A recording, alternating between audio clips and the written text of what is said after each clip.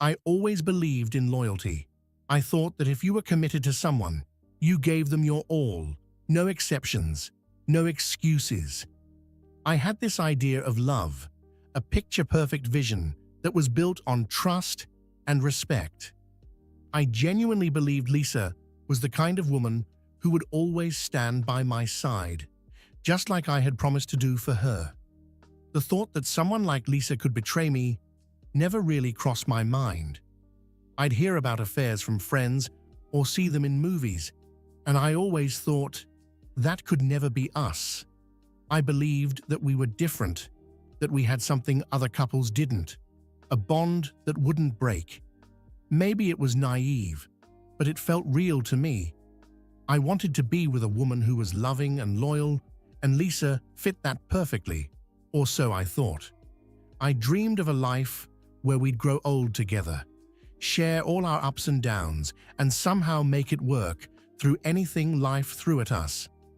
I imagined happiness until the end. A fairy tale, but one I thought we could live, and I was comfortable in that belief. It gave me a sense of security, a kind of peacefulness that made all the struggles of life a little easier. But underneath all that, I suppose there was always a fear, a tiny, nagging thought that I tried my best to ignore. What if Lisa ever cheated? What if everything I believed in came crashing down? But then I'd laugh it off and remind myself that she would never do that.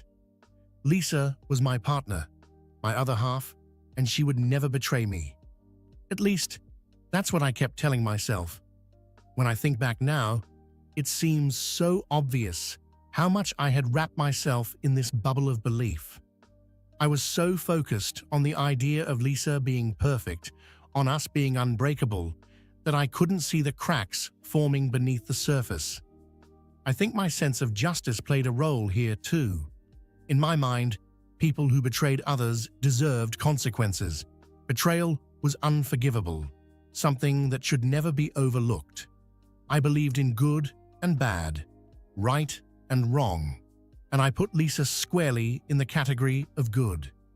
Maybe that's why I was blindsided when things started to unravel. It wasn't just about Lisa's actions, it was about my own inability to even consider that she could do something like this. My doubts, whenever they crept in, were quickly silenced by my faith in her. It felt like I had built a fortress around my trust, and I was certain it was impenetrable. But life has a way of testing even the strongest beliefs. And for me, the test was coming. My bubble, the one I had so carefully built, was about to burst. And I was nowhere near ready for what was coming. It was a Wednesday afternoon when my neighbor, Tom, stopped me while I was getting out of my car. He had this hesitant look on his face, the kind that made me think he had something he wasn't sure he should share. I remember he glanced around as if making sure no one else was listening, and then he said it. Those words that still echo in my head. He told me he had seen Lisa with another man. At first, I couldn't process it. I literally laughed because it sounded absurd. I knew Tom. He wasn't the type to make up stories. But this just didn't fit into my reality. Lisa. My Lisa. With someone else. It sounded like some twisted joke. But he wasn't laughing. He had this serious look, almost apologetic, like he was sorry to be the one to tell me.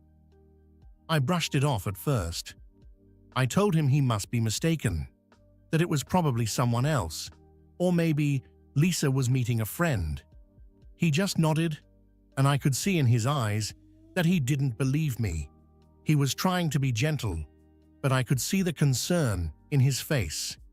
He wanted me to know because, in his words, you deserve to know the truth. But in that moment, I wasn't ready for the truth. I thanked him, or at least I think I did, and walked away, trying to push the thought out of my head. The whole drive home, I kept replaying Tom's words. My head was spinning, my stomach knotted. I wanted to convince myself he was wrong, that there was some kind of misunderstanding. But there was this nagging feeling that wouldn't leave me alone. The kind of feeling that makes your chest tight, like you're bracing for a hit.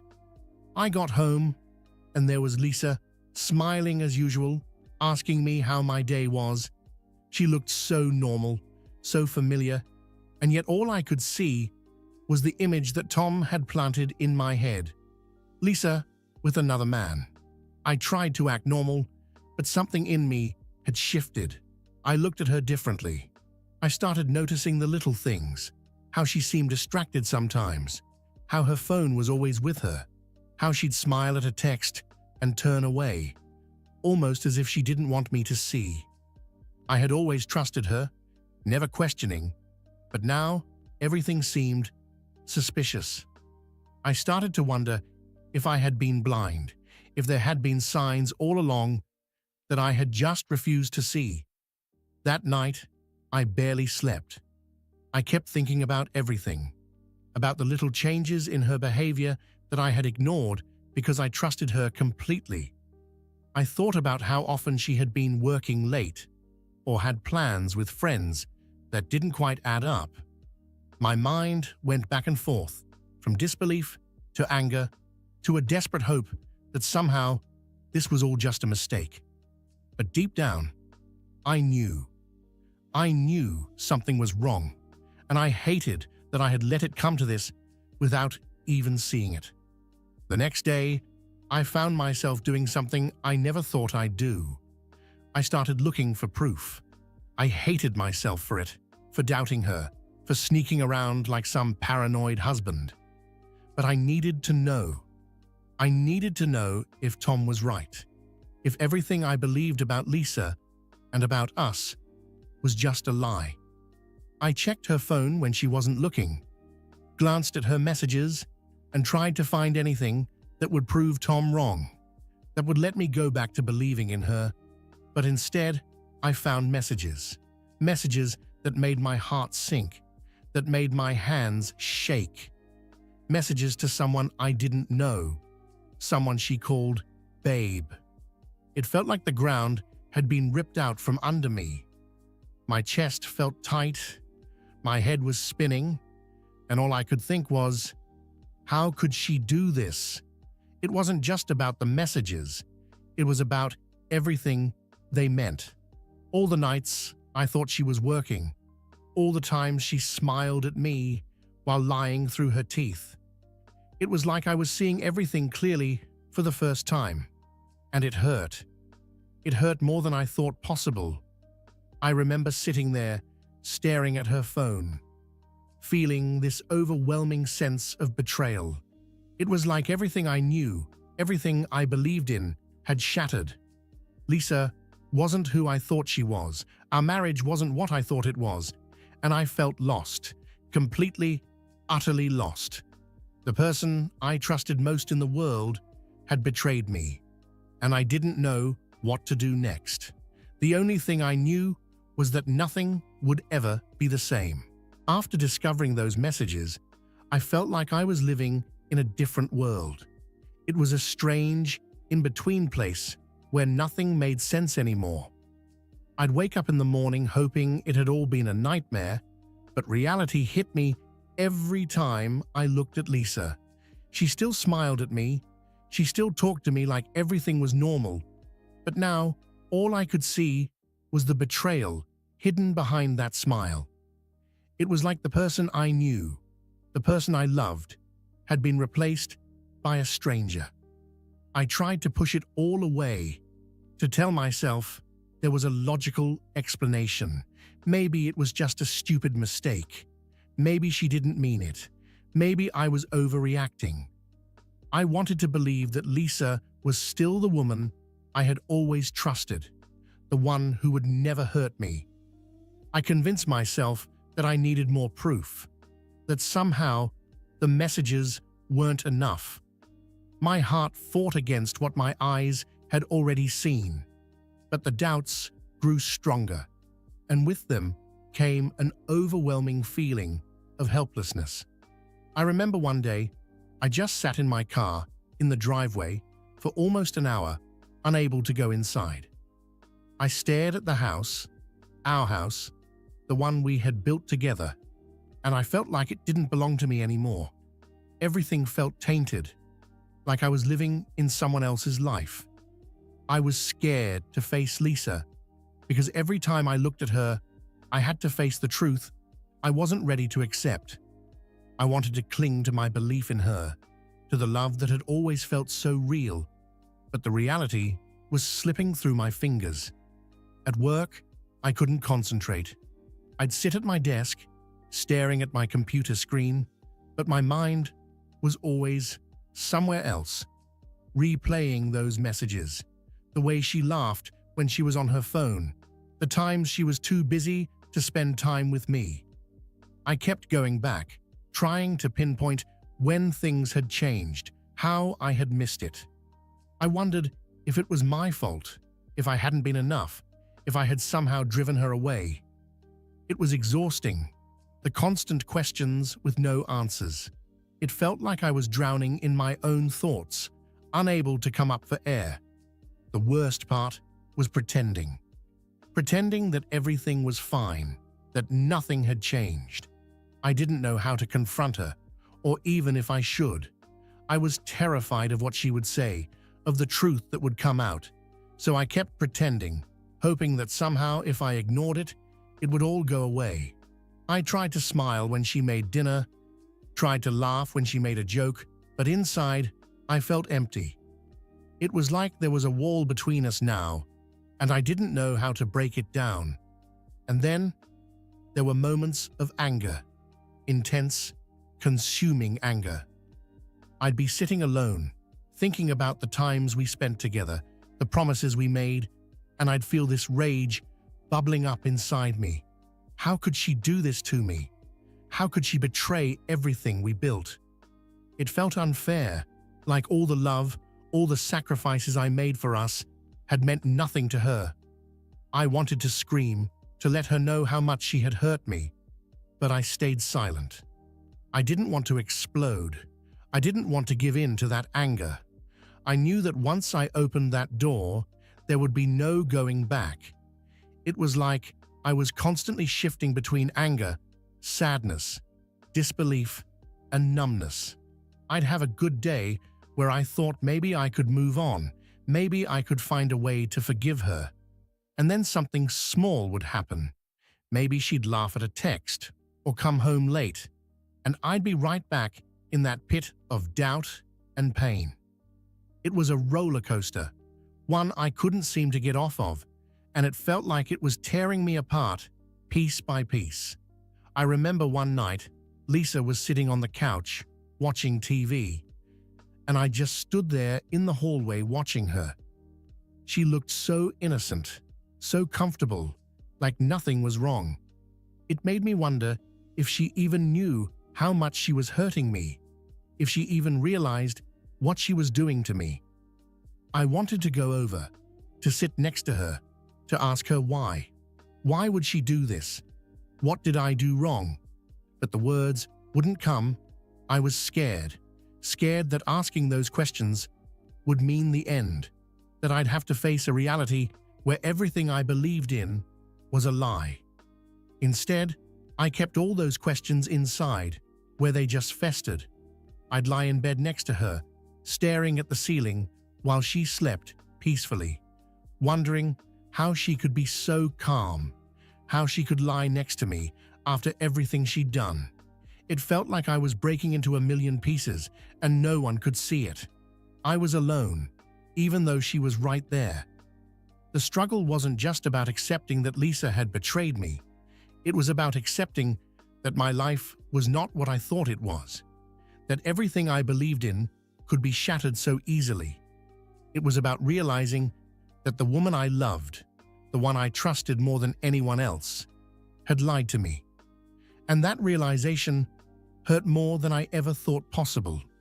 It felt like I was losing not just Lisa, but a part of myself, the part that believed in love, in loyalty, in us.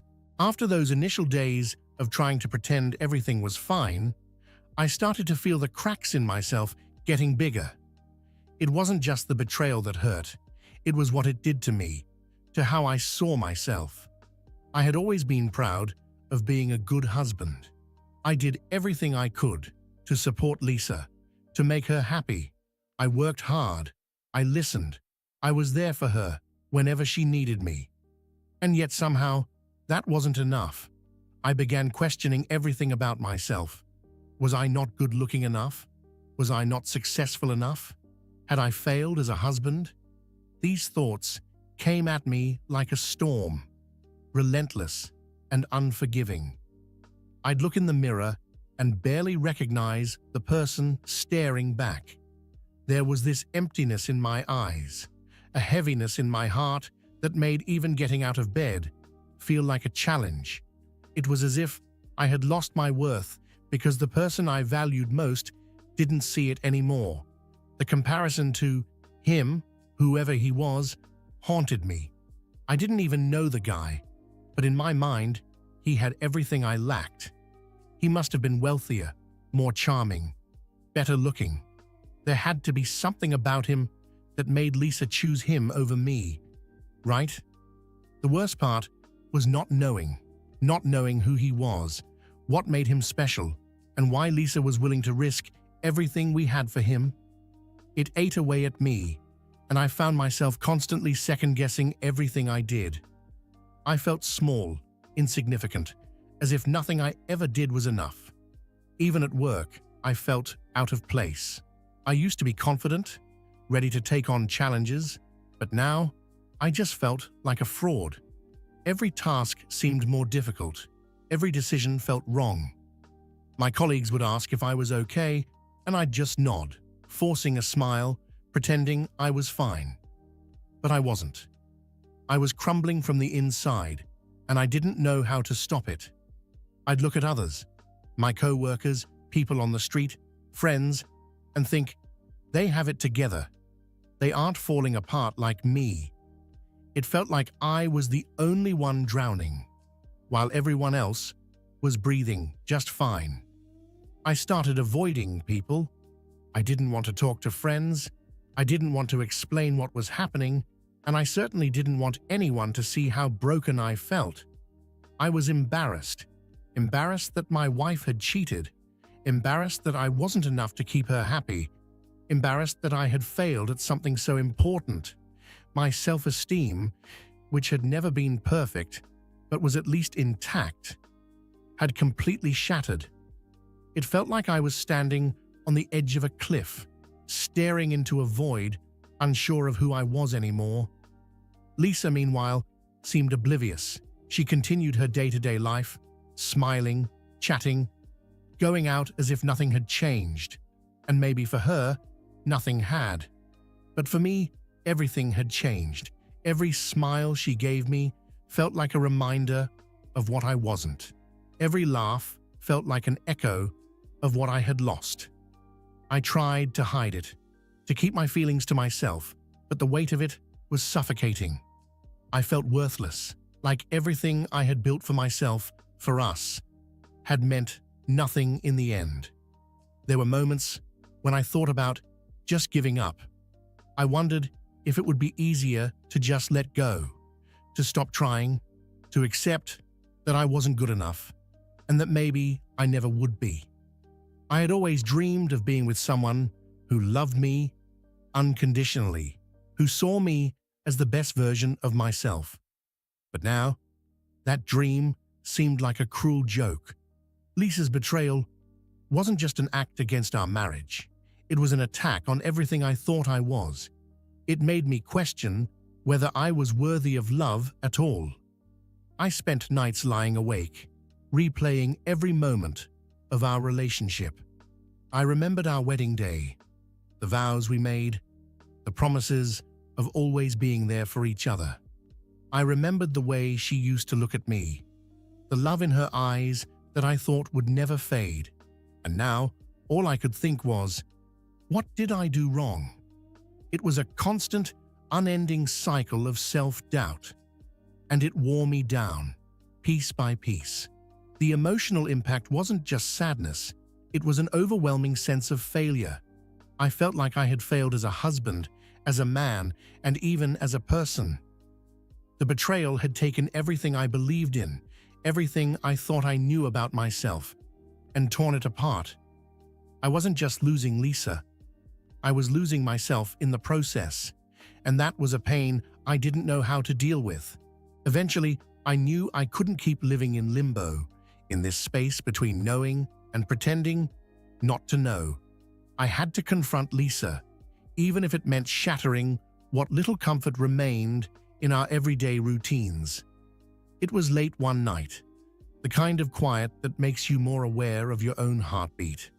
Lisa was sitting on the couch, scrolling through her phone, her face illuminated by the dim screen light. I stood there for a moment, just watching her, trying to gather the courage to do what needed to be done. My hands were shaking as I approached her, and I remember feeling my throat tighten. I had rehearsed what I wanted to say 1,000 times in my head, but when I finally opened my mouth, all that came out was, "Lisa, are you seeing someone else?" It was blunt, raw, and it hung in the air between us like a challenge. She looked up at me, her eyes widening in shock. For a split second, I saw a flicker of something in her eyes. Fear, maybe guilt, but she quickly composed herself. "What are you talking about?" she asked, her voice defensive, as if I had accused her of something ridiculous. My heart sank, and the anger that I had kept bottled up for so long started to bubble to the surface. "Don't lie to me, Lisa," I said, my voice breaking. "I know. I've seen the messages. I know about him." The words felt like they were cutting my throat as I said them, but there was no taking them back now. For a moment, there was silence. Heavy, unbearable silence. I could see her struggling to find the right words, to decide whether she should deny it or confess. She looked away, and that was all I needed to know. The truth was written all over her face. She didn't even have to say anything. The guilt was clear, but she did, eventually. She whispered, "I'm sorry." And those two words shattered me all over again. "Why?" I asked, my voice cracking. "Why would you do this?" I could hear the desperation in my own words, the need to understand, to make sense of something that seemed so senseless. Lisa looked down, her eyes welling up with tears, and she shook her head. "I don't know," she said. "I didn't mean for it to happen. It just happened." "It just happened," I repeated, feeling the anger flare up again. "You made a choice, Lisa. You chose to lie to me, to betray me. How could you do that?" I could feel my chest tightening, the tears threatening to spill over, but I held them back. I wanted answers, but more than that, I wanted her to feel the pain she had caused me. I wanted her to understand just how much she had hurt me. She started crying, trying to explain herself, saying things like she felt disconnected, that she was lonely, that it wasn't about me. But none of it made sense to me. None of it was enough to justify what she had done. I felt like I was drowning in her excuses, each one pulling me further under, suffocating me. I wanted to yell, to scream at her, but all I could do was stand there, feeling my heart break over and over again. I asked her if she loved him, and she shook her head, saying it wasn't like that she loved me, that she didn't want to lose me, but those words felt hollow. How could she say she loved me while doing this to me? How could she look me in the eyes and say she didn't want to lose me after she had already destroyed everything we had? There was a part of me that wanted to believe her, that wanted to take her words and hold on to them, to pretend that we could somehow fix this. But the larger part of me knew that things would never be the same. The trust was gone, and without trust, what was left? I felt empty, drained of every emotion except pain. The confrontation didn't end with a resolution. There were no promises, no decisions about what we would do next. It just ended with both of us sitting there in silence, the weight of everything that had been said hanging between us. Lisa cried, and I just sat there, staring at the floor, feeling like I was watching my entire life fall apart in front of me. I had faced the truth, but it hadn't brought me any peace.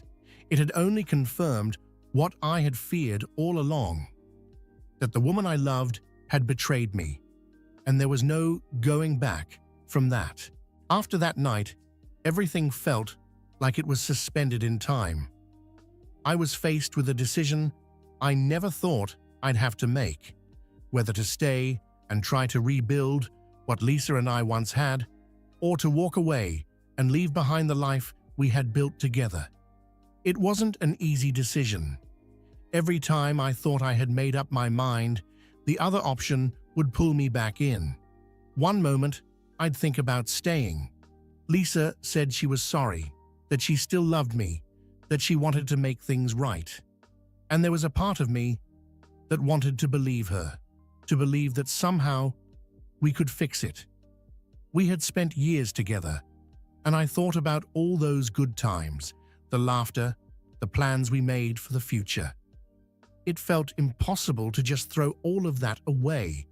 I loved her, despite everything, and the idea of losing her hurt more than I could put into words. But then, there were the doubts. Could I ever really trust her again? Could I ever look at her the same way, without seeing the betrayal, without thinking about him? I knew that staying meant a long, painful road, one that would require forgiveness. I wasn't sure I was capable of giving. I wasn't sure if I could ever truly forgive her, if I could move past what she had done. And without forgiveness, what kind of life would we have? I didn't want to spend the rest of my days questioning her every move, wondering if she was lying to me again. I didn't want to be that person, living in constant doubt and fear. There were moments when I thought about leaving, packing my things and walking out the door. There was a certain clarity in that thought, a sense of freedom from the pain. If I left, I could start over. I could leave behind the betrayal, the broken trust, and maybe, just maybe, find a way to heal. But then I'd think about what that really meant. Leaving behind not just Lisa, but the life we had built together. I'd be giving up on everything we had, everything I thought we were working towards. And that scared me. The unknown, the idea of starting over at this point in my life, it was terrifying. I remember sitting in the living room one night, after Lisa had gone to bed, just staring at our wedding photo on the shelf. I picked it up, looking at our smiling faces, the way we were so happy, so in love. It felt like a different lifetime, like the people in that photo were strangers. I wanted to get back to that, but I knew that wasn't possible. We couldn't go back. The only options were to try to move forward or to walk away. In the end, I realized I wasn't ready to make a decision. I needed time. Time to process everything, to figure out if staying was even possible, or if it would just destroy both of us in the end. I told Lisa I needed space. I could see the hurt in her eyes, the fear that I was already halfway out the door. But I had to be honest with myself. I couldn't pretend everything was okay, and I couldn't make promises I wasn't sure I could keep. I needed to step back, to think, to decide if there was anything left worth saving. I was at a crossroads, and for the first time in my life, I didn't have a clear direction. All I knew was that I needed to find a way to breathe again, to find some sense of myself before I could decide whether staying or leaving was the right choice. It was one of the hardest things I'd ever done, to look at someone I had loved for so long and say, I don't know if I can do this anymore. But it was the truth, and it was the only thing I could say. When I realized I couldn't make the decision alone, I knew I had to reach out to someone. As much as I hated admitting it, I needed help. I needed to talk to people who knew me, who knew us, and who could help me make sense of everything that had happened. So, I started with my best friend, Mark. Mark and I had known each other since college, and he was one of those people who could always read me, even when I didn't say a word. When I called him, I think he could hear it in my voice, that heaviness I'd been carrying. He didn't ask questions. He just said, "Come over." And that's what I did. I remember sitting on his couch, staring at the floor, struggling to find the words. Finally, I just said it. Lisa cheated on me. Mark didn't say anything right away, and I was grateful for that. He just sat there, letting me talk. I told him everything. How I found out, the confrontation, how lost I felt. I expected him to be angry for me, to tell me to leave her, to say she didn't deserve me. But instead, he just listened. When I finished, he put his hand on my shoulder and said, "Man, I'm so sorry. You didn't deserve any of this." And for some reason, that broke me. I felt the tears come, and I didn't fight them. I hadn't let myself cry in front of Lisa, but with Mark, I didn't have to pretend to be strong. After a while, we talked. Really talked. He told me that whatever I decided, he'd be there for me, that I wasn't alone. He didn't push me to make a decision. He didn't judge Lisa. He just reminded me that I still had people who cared about me, who would stand by me no matter what. And in that moment, I realized how much I had isolated myself since I found out about the affair. I had been so wrapped up in my own pain that I'd forgotten I had friends who would help me carry the weight. I also talked to my mom. That was harder in a way because I didn't want to see the hurt in her eyes when I told her what had happened. My parents had always been my example of what love should be: steady, supportive, enduring.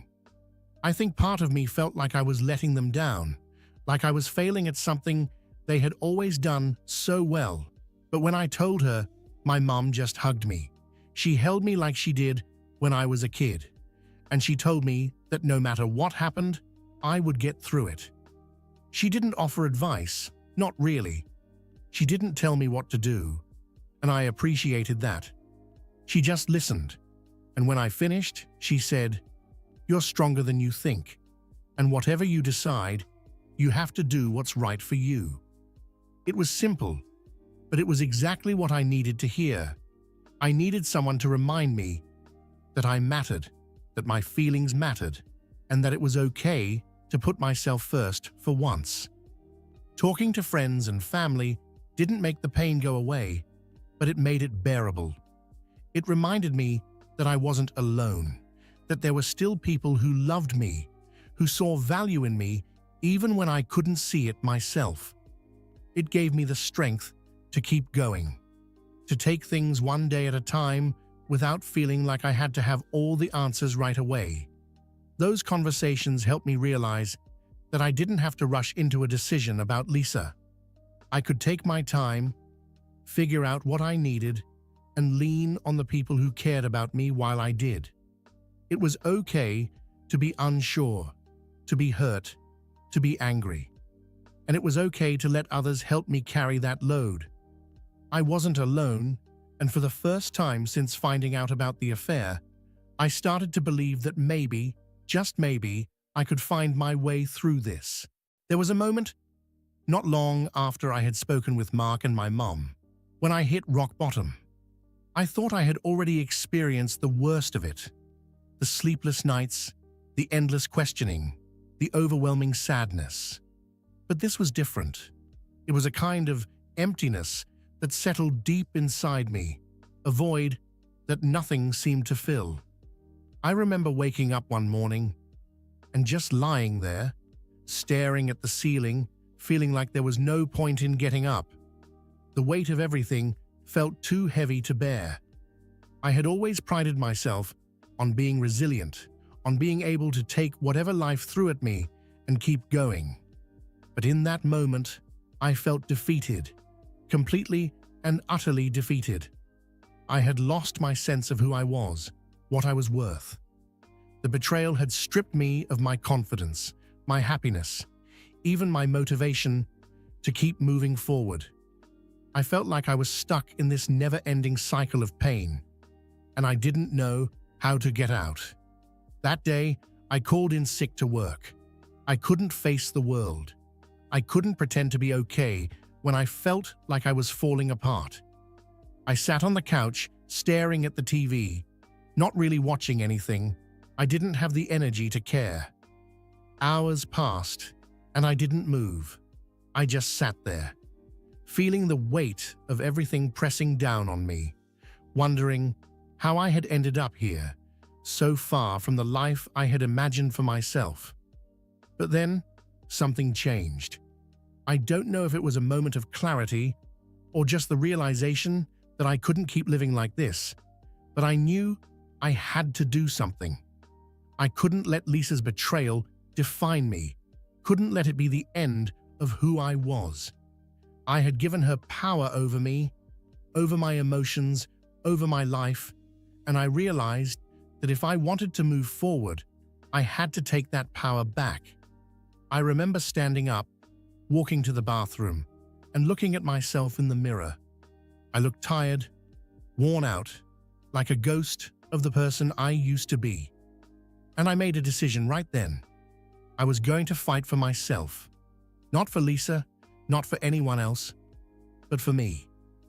I deserved better than this. I deserved to be happy, to feel like myself again. And I knew that the only way to get there was to start taking steps, no matter how small, to reclaim my life. The first thing I did was go for a run.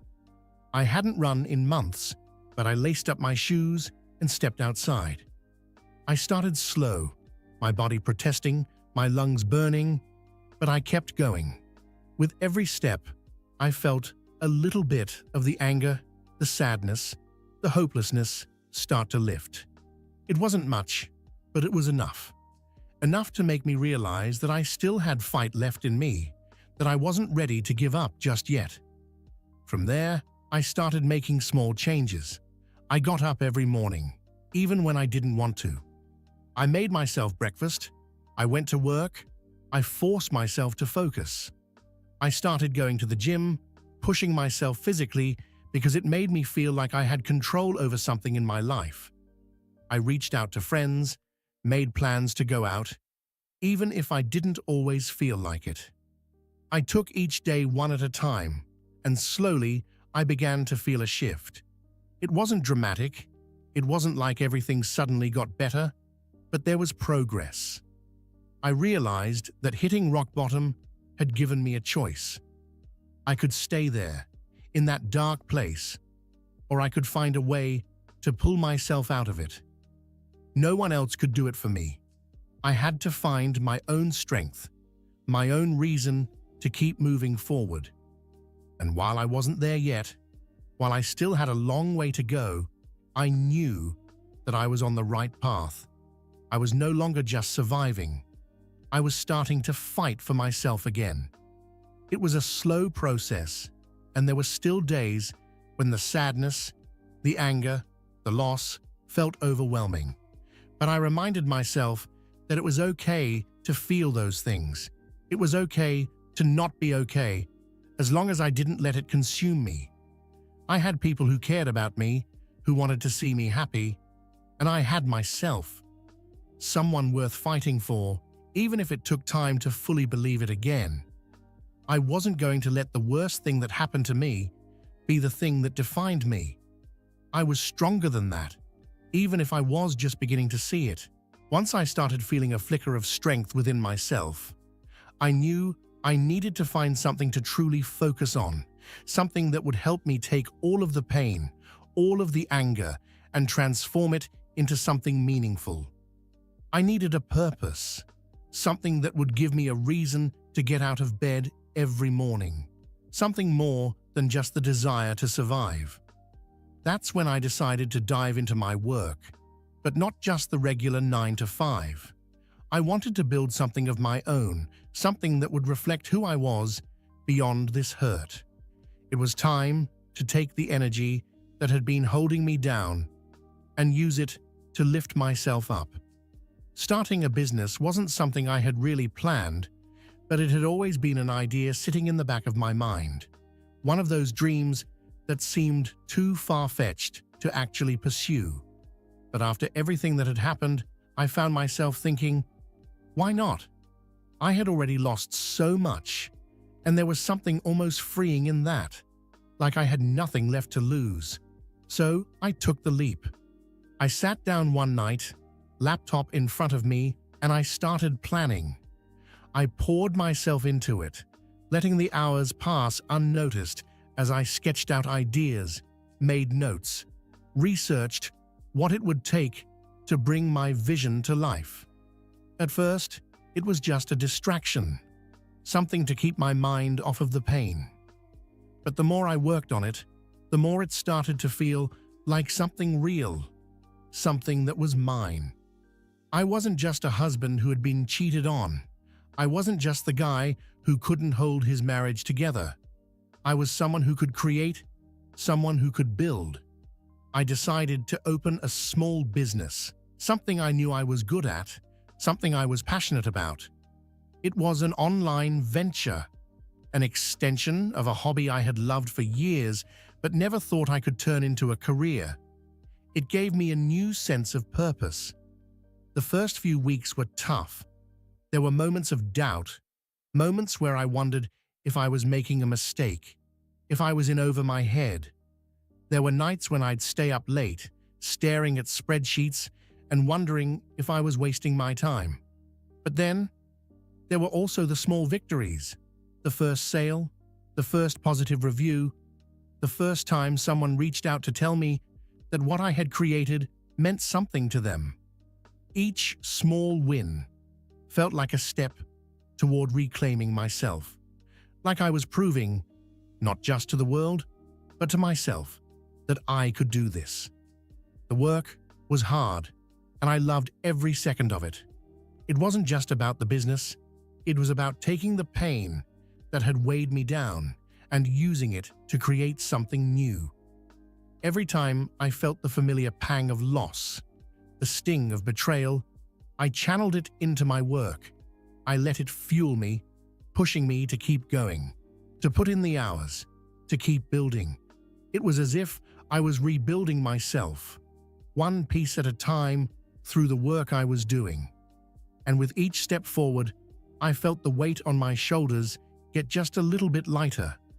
I think part of me needed to prove, to myself and to Lisa, that I was capable of more. That her betrayal didn't define me, that I could still succeed, still be the person I wanted to be. I was tired of feeling like I wasn't good enough, like I had failed. So I pushed myself, harder than I ever had before. I took risks.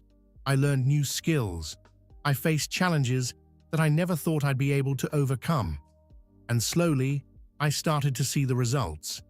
My business was growing, and with it, my confidence was coming back. I wasn't just surviving anymore, I was thriving. I'll never forget the day I realized that for the first time in a long time, I was proud of myself. I had built something from nothing, something that was mine, and it felt good. It felt like I was finally taking back control of my life, like I was no longer just drifting, letting the current pull me wherever it wanted. I was steering my own ship, deciding my own direction, and it was empowering in a way I hadn't felt in years. The pain was still there. I don't think it ever fully went away, but it had changed. It wasn't something that held me down anymore.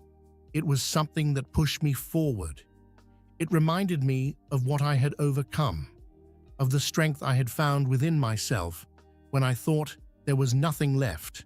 And every time I faced a setback in my business, every time I felt like giving up, I remembered how far I had come, how much I had already fought through, and it gave me the strength to keep going. Channeling my pain into productivity wasn't just about building a business, it was about building a new life. A life where I wasn't defined by someone else's betrayal, but by my own resilience, my own determination. I was more than what had happened to me, and I was finally starting to see that. I was no longer just the man who had been cheated on. I was a business owner, a creator, and I was someone who had found strength in the darkest of places. As the months went by, I began to notice a change within myself. It wasn't something that happened overnight, more like a gradual shift, something I could only see once I stepped back and looked at the bigger picture. I had spent so long feeling lost, feeling like I was nothing more than the broken pieces left behind after Lisa's betrayal. But slowly, I started to see myself differently. It was the little things that showed me I was changing. I remember one morning, I looked at myself in the mirror, and for the first time in a long time, I didn't see a stranger staring back. I saw someone who had fought, who had struggled, but who had survived. I saw someone who had been through hell, but had come out the other side stronger. The tired eyes were still there, the scars still visible, but they no longer defined me. I wasn't just the pain I had experienced, I was more than that. I started taking care of myself in ways I hadn't done in years. I picked up hobbies I had abandoned, things that made me feel alive. I started cooking for myself, not just throwing something together out of necessity, but taking the time to make meals that I enjoyed. I took up painting again, something I hadn't done since college, and it felt good to lose myself in the colors, to create something just for me. I even started reading books I had put off for years, letting myself get lost in the stories, finding comfort in the words. I also began to connect with people more, friends, family, even strangers.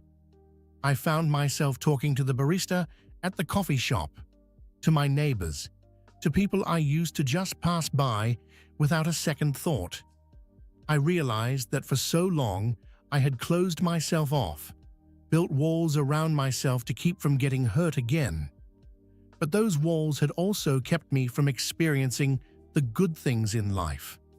Connection, laughter, the warmth of a simple conversation. So, I made a conscious effort to open up again, to let people in, and it made a world of difference. One day, Mark and I went out for a hike, something we used to do all the time, but hadn't done since everything fell apart.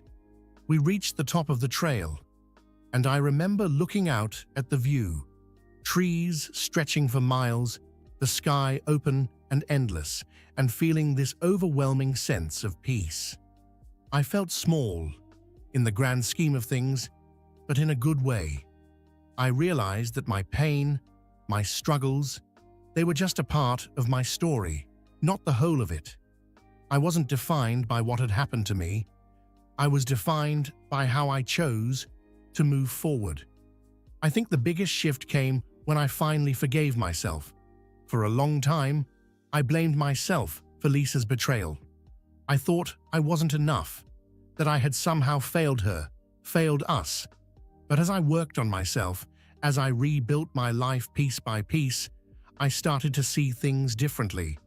I realized that her actions weren't a reflection of my worth. They were a reflection of her choices, and I couldn't keep punishing myself for something that wasn't my fault. I had made mistakes, sure, but I didn't deserve what happened. And finally, accepting that was like a weight being lifted off my shoulders. Rediscovering myself wasn't about becoming someone new. It was about finding the person I had always been, the person I had lost somewhere along the way. It was about reclaiming my life, my identity, and realizing that I was worthy of happiness, of love, of all the good things I had once dreamed of. I wasn't just a husband, or a business owner, or a man who had been betrayed. I was me, flawed, resilient, learning, growing. And for the first time in a long time, that felt like enough. I wasn't looking for love. Honestly, I wasn't even sure if I was ready for it. I had been working on myself, focusing on rebuilding my life, and that was enough for me. But life has a funny way of surprising you when you least expect it. One day, while I was at a coffee shop, working on my laptop, I heard a voice from the other side of the table. "Is this seat taken?" she asked, her smile warm and genuine. I looked up, and there she was, Emma. I didn't know then that meeting her would change my life, but there was something about the way she smiled, something easy and inviting, that made me say, "Go ahead." We ended up chatting for a while, talking about everything and nothing. It was just a casual conversation, but it felt nice. It felt real. Over the next few weeks, we kept running into each other. At the coffee shop, at the park, even at the grocery store once. Each time, we'd chat a little longer, and I found myself looking forward to seeing her. It wasn't forced. It wasn't complicated. It was just easy. She had this way of making me laugh, of making me feel comfortable, like I didn't have to pretend to be anything I wasn't. And slowly, I began to realize that maybe, just maybe, I was ready to open my heart again. I remember the first time I asked her to grab dinner. I was nervous, more nervous than I wanted to admit. I wasn't sure if she'd say yes, if she even thought of me that way, but she smiled, that same warm smile, and said, "I'd love to." We went to a small restaurant, nothing fancy, just a place where we could talk, and we talked for hours. It felt like time stood still, like the world outside didn't exist, and it was just the two of us, sharing our stories. There were moments during that dinner when I felt the old fears creeping in. The fear of being hurt again. The fear of not being enough. But Emma had this way of putting me at ease. She was open, honest, and I could see that she had her own scars too. She wasn't perfect, and she didn't expect me to be either. She shared her own stories of heartbreak, her own fears and doubts, and it made me realize that we were both just people trying to figure it all out. It made me feel less alone. I took things slowly with Emma. I knew I needed time, and I didn't want to rush into anything. But she understood that. She was patient, never pushing me for more than I was ready to give. She let me set the pace, and that meant everything to me. For the first time since Lisa's betrayal, I felt like I could breathe. I felt like I could be myself, without the fear of being judged, without the fear of being hurt. One evening, after we had been seeing each other for a few months, Emma and I were sitting on a park bench, watching the sunset. She reached over and took my hand, and in that moment, I felt something I hadn't felt in a long time. Hope.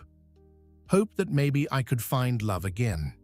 That maybe I was capable of opening my heart, of trusting someone with it, even after everything I had been through.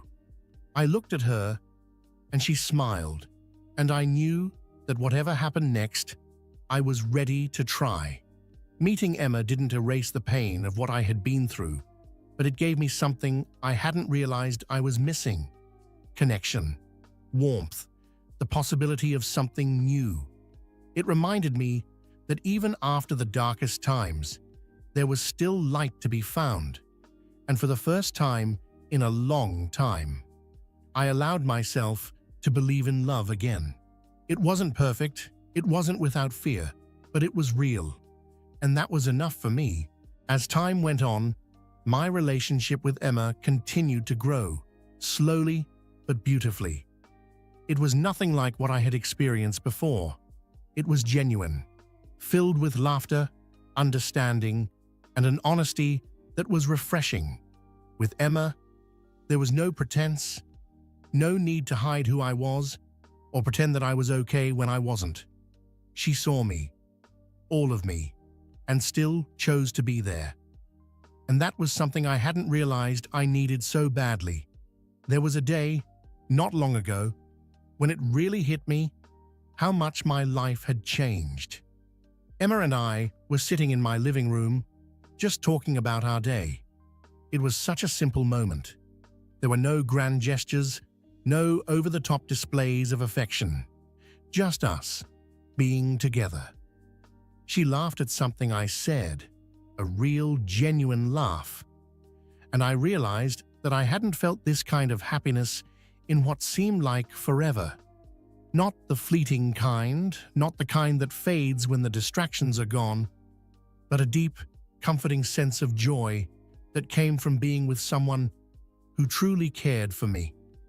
I remember sitting there, looking at her, and feeling this overwhelming sense of gratitude. Gratitude for the pain I had gone through, as strange as that sounds. Because if I hadn't gone through that heartbreak, if I hadn't been forced to face the darkest parts of myself, I wouldn't be here now. I wouldn't have found the strength to build my business, to rediscover who I was, or to meet Emma. It was as if everything I had gone through, every tear, every sleepless night, had led me to this moment. And for the first time, I was at peace with my past. Emma and I talked about the future one night. We didn't make any grand plans, we didn't set any timelines, we just talked about the things we wanted to do, the places we wanted to visit, the lives we wanted to live.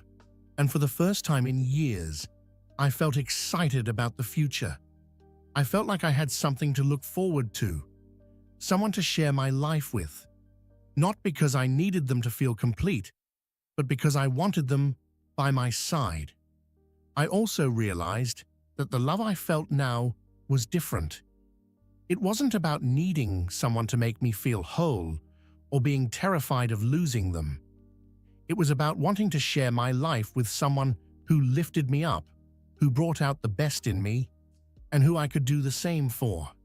It was about two people, each strong in their own right, coming together to create something beautiful. And that, I realized, was what love was meant to be. There were still moments of fear, moments when the past would creep in, reminding me of the pain, of the betrayal. But those moments didn't control me anymore. Emma had shown me that love could be kind, that trust could be rebuilt, that happiness could be found even after everything had fallen apart. She didn't heal me, I had done that for myself, but she was there to share in the happiness I had found, and that made all the difference. One evening, as we were sitting by the fireplace, Emma turned to me and said, "You know, I'm really proud of you." I looked at her, a little surprised, and she continued, "For everything, for getting through what you did, for building something from nothing, for opening your heart again. I know it wasn't easy, but you did it." Her words stayed with me long after that night. They were a reminder of how far I had come, of the journey I had taken, and of the love I had found, not just with her, but within myself. I realized then that happiness wasn't about avoiding pain or pretending that life was perfect. It was about facing the challenges, embracing the scars, and allowing yourself to grow from them. It was about finding joy in the small moments, in the laughter of someone you love, in the warmth of their presence, in the quiet comfort of knowing you are exactly where you are meant to be. Discovering new love and happiness wasn't something that happened overnight. It was a journey, a series of small moments that led me to where I am now. And looking back, I wouldn't change a thing. Every struggle, every tear, every doubt, it all brought me here, to a place where I could love fully, openly, without fear. And that, I think, is the greatest gift I could have given myself.